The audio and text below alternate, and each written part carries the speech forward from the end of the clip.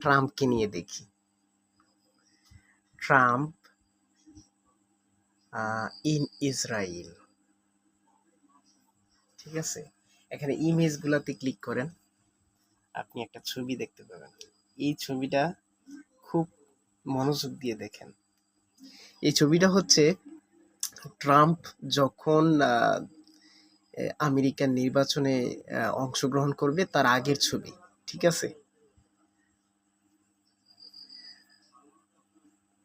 এই ছবিগুলো দেখতে পারেন।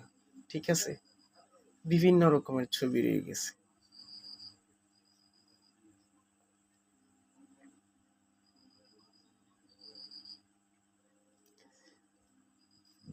এখন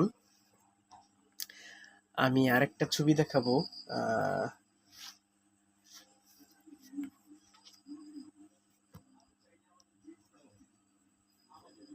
এখন দেখাবো মেসি ইন ইসরায়েল। ঠিক আছে, আপনারা কি দেখছেন দেখেন, Messi in Israel, Messi is in Israel. ঠিক আছে, আপনারা দেখেন।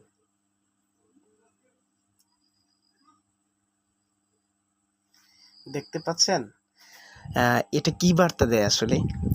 যখন ট্রাম্প নির্বাচনের আগে ইসরায়েল সফর করে বা ইহুদিদের যে পবিত্র দেওয়াল ওইটা ভ্রমণ করে এবং প্রার্থনা করে, আবার মেসি এটাও কিন্তু সে একজন জায়নিস্ট।